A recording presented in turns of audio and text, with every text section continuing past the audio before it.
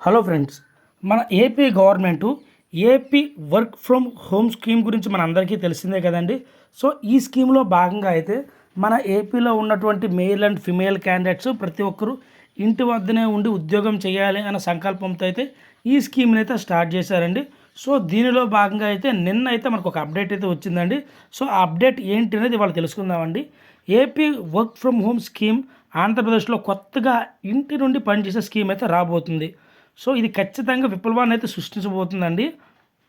మన రాష్ట్ర ప్రభుత్వమే ఇంటి నుండి పనిచేసేందుకు సౌకర్యాలు కూడా ఇవ్వనుందండి. ఏపీ రాష్ట్రాన్ని ఐటీ రంగంలో మరింత ముందుకు తీసుకువెళ్ళే ఉద్దేశంలో ఉంది. దీనికి ఎవరు అర్హులు అన్న వివరాల్లోకి వెళ్తేనండి, మన ఏపీలో అయితే నిరుద్యోగ సమస్య రోజు రోజుకు పెరిగిపోతుంది కదండి. సో ఆ నిరుద్యోగులు ఎవరైతే ఉన్నారో వాళ్ళని, అలాగే ప్రజెంట్ ఎవరైతే ఉద్యోగం చేస్తున్నారో వాళ్ళని అయితే అర్హులుగా పేర్కొని అయితే ముందుకైతే తీసుకువెళ్తుందండి. సో ఆంధ్రప్రదేశ్ ప్రభుత్వం అనేది యువత కోసం వర్క్ ఫ్రమ్ హోమ్ ఉద్యోగాలను ప్రోత్సహించడం కోసం ఒక ఏపీ వర్క్ ఫ్రమ్ హోమ్ స్కీమ్ని అయితే తీసుకురావడం అయితే జరిగిందండి. దీనిలో భాగంగా రాష్ట్ర వ్యాప్తంగా అయితే 18 గవర్నమెంట్ ఆఫీసెస్ అయితే గుర్తించారండి. ఈ ఆఫీసులను వర్క్ స్టేషన్లుగా మార్చడం, అలాగే రాష్ట్ర వ్యాప్తంగా ఉన్నటువంటి మేల్ అండ్ ఫిమేల్ క్యాండిడేట్స్ ఉద్యోగాలు దీని ద్వారా కల్పించడం అయితే ఒక లక్ష్యంగా అయితే పెట్టుకుంది. ఈ స్టేషన్లో ఇంటర్నెట్ సౌకర్యాలు, అలాగే ఎయిర్ కండిషన్ వంటివి కూడా తీసుకురావడానికి అయితే సిద్ధంగా ఉందండి.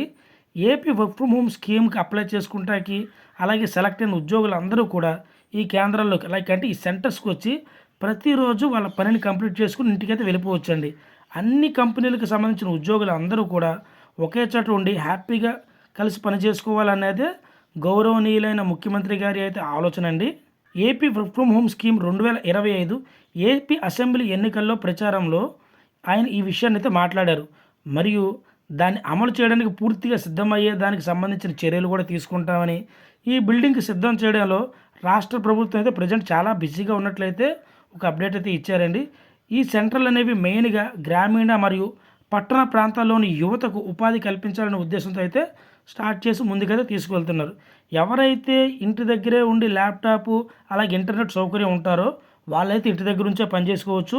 లేని వాళ్ళు ఎవరైతే ఉంటారో వాళ్ళందరూ ప్రతి జిల్లాలో ఏర్పాటు చేసినటువంటి ఈ లొకేషన్స్ ఏవైతే ఉన్నాయో ఆ సెంటర్ దగ్గరికి వచ్చి డైరెక్ట్ ఇక్కడ వర్క్ చేసి తర్వాత ఈవినింగ్ అయితే ఇంటికి వెళ్ళిపోవచ్చు అని చెప్పారండి. రాష్ట్ర వ్యాప్తంగా అయితే 20 లక్షల మందికి ఉద్యోగాలు ఇవ్వాలి అన్న ఉద్దేశంతో అయితే మన రాష్ట్ర ప్రభుత్వం అయితే ముందుకైతే ఈ ప్రాసెస్ని తీసుకొచ్చిందండి. వర్క్ స్టేషన్లో మహిళలకు కూడా అయితే ప్రయోజనం అయితే ఉంటుందండి. ఎందుకంటే చంద్రబాబు నాయుడు గారు గతంలో అయితే మహిళలందరికీ కూడా ఇంటి నుండి హ్యాపీగా పనిచేసుకునే అవకాశాలు కల్పిస్తామని, వారిని ఖచ్చితంగా ప్రోత్సహించి వాళ్ళకి ఉపాధి అవకాశాలు కల్పిస్తామని గతంలో కూడా మనకు చెప్పారు.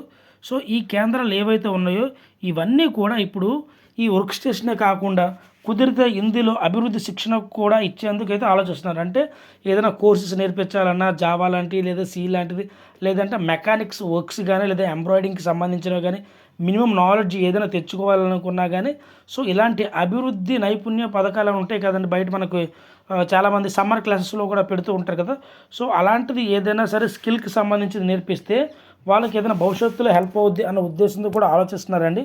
మొత్తంగా ఈ యొక్క AP work from home scheme అనేది రాష్ట్ర ఆర్థిక వ్యవస్థను బలోపేతం చేయడమే కాకుండా గ్రామీణ ప్రాంతాల్లో ఉన్నటువంటి యువతీ యువకులకు ఉద్యోగ అవకాశాలు కల్పించే విధంగా అయితే ముందుకెళ్తుంది. కానీ ఇక్కడ మనం గుర్తుపెట్టుకోవాల్సిన విషయం ఏంటంటేనండి, సో ఈ గవర్నమెంట్ ఆఫీసెస్ దీనికి సంబంధించినటువంటి ఇన్ఫ్రాస్ట్రక్చర్కి కానీ, నెట్కి కానీ, లేదంటే అక్కడ పెట్టి ఎయిర్ కండిషన్కి కానీ సో ఎంత అమౌంట్ అవుతుంది, లేదా ఎక్కడ పెడుతున్నాయి, ఇవన్నీ కూడా మనం ఆలోచించుకోవాల్సిన విషయం అండి. సో ఇది ఎప్పటికి అవుతుందో కూడా మనకు తెలియదు. బట్ వాళ్ళు ఏదో చేస్తున్నా అంటున్నారు కాబట్టి సో మీరు వెయిట్ చేయండి. సో అది వచ్చినప్పుడు అప్పుడు ముందుకు వెళ్ళండి. వీలైనంత వరకు మీరు ప్రజెంట్ ఏ వర్క్ అయితే చేస్తున్నారో ఆ వర్క్ను ఫుల్ అండ్ ఫ్లెడ్జ్డ్గా చేసుకోండి. కొత్త జాబులకు వెతుక్కునే వాళ్ళు వెతుక్కోండి. అంటే ఇది నా పర్సనల్ అభిప్రాయం అండి. సో అక్కడ జరిగిన విషయం అయితే నేను మీకు చెప్తున్నాను. బట్ దాని గురించి మనం చూసుకుంటూ ఉంటే టైం అనేది వేస్ట్ అవుతుందండి. సో మరి ఇదైతే గ్రామీణ ప్రాంతాల్లో వాళ్ళకు కూడా మంచి అవకాశాలు కల్పిస్తూ అంటున్నారు. సో అవకాశం వచ్చేంత వరకు మనం చూద్దామండి. అయితే ఆంధ్రప్రదేశ్లో ఇంటి నుండే పని చేయడానికైతే సర్వే అయితే స్టార్ట్ చేశారు కదండి. ఎవరైతే ఇష్టపడుతున్నారు ఏంటి అని ఇలా 99.26 లక్షల మందికి అయితే సర్వే చేయడం జరిగింది. అందులో 24.82 లక్షల మంది అయితే వర్క్ ఫ్రమ్ హోమ్ చేయడానికి అయితే ఇంట్రెస్ట్ చూపించారు. అదేవిధంగా 2,13,000 మంది ఆల్రెడీ ఐటీకి సంబంధించిన జాబ్స్ అయితే చేస్తున్నారండి. ఒకవేళ కనుక దీన్ని మన ఏపీలో తీసుకొచ్చి ఇంప్లిమెంట్ చేస్తే హైదరాబాద్ అండ్ బెంగళూరులో ఉన్నటువంటి మన ఏపీ వాళ్ళు ఎవరైతే ఉన్నారో వాళ్ళందరూ కూడా డైరెక్ట్ ఇక్కడికి వచ్చేసి ఇక్కడ వర్క్ చేసుకునే అవకాశం ఉందని చెప్తున్నారండి. బట్ ఇది ఎంతవరకు నిజమవుద్దని చెప్పలేము. ఎందుకంటే ఆ కంపెనీలు కూడా పర్మిషన్స్ అనేవి ఇవ్వాలి. అదేవిధంగా ఉగాది సందర్భంగా ఈ యొక్క కార్యక్రమాన్ని ప్రారంభించే అవకాశాలు ప్రజెంట్ కొంచెం స్లోగా ఉన్నప్పుడు కానీ ఉగాది నాడైతే P4 కార్యక్రమాన్ని స్టార్ట్ చేసి ఆంధ్రప్రదేశ్ ప్రభుత్వం అఫీషియల్గా అయితే అనౌన్స్మెంట్ అయితే చేయడం జరిగిందండి. ఇంతకీ అసలు ఈ P4 అంటే ఏంటి? ఈ P4 సర్వే వల్ల మనకేమైనా ఉపయోగాలు ఉన్నాయా, నష్టాలు ఉన్నాయా, మరి స్మార్ట్ ఆంధ్రప్రదేశ్ ఏమయ్యింది, సో దీనికి సంబంధించిన స్కూల్ లెవెల్లో కూడా అవేర్నెస్ ఏమైనా తీసుకొచ్చారా లేదా అనేది కూడా ఒక వీడియో చేసి అయితే మన ఛానల్ అయితే అప్లోడ్ చేయడం అయితే జరిగిందండి. సో మీరు మన ఛానల్లోకి వెళ్ళి ఆ వీడియోని కూడా చూసి P4 సర్వే మీద కూడా మీరు ఒక అవగాహన తెచ్చుకోండి అండి. సో ఈ విధమైనటువంటి జాబ్ అప్డేట్స్ కోసం కానీ లేదంటే ఇలాంటి ఏపీ అప్డేట్స్ కోసం అండి మన ఛానల్ అయితే సబ్స్క్రైబ్ చేసుకోండి. ఈ వీడియో కనుక మీకు నచ్చినట్లయితే, ఇందులో ఇన్ఫర్మేషన్ మీకు కరెక్ట్గా ఉంది అనిపిస్తే ఈ వీడియోకి అయితే ఒక లైక్ చేయండి. మీకు తెలిసిన వాళ్ళందరికీ ఈ వీడియోని అయితే షేర్ చేయండి అండి. Thank you. గుర్తుపెట్టుకోండి, ఇందులో మెయిన్ ఉద్దేశం ఏంటంటే ప్రజెంట్ ఇంకా వర్క్ స్టార్ట్ అవ్వలేదు, అయ్యే అవకాశం ఉంది. కాబట్టి ప్రజెంట్ మీ వర్క్ మీరు చేసుకోండి. అవకాశం ఉన్నప్పుడు ముందుకు రండి అండి.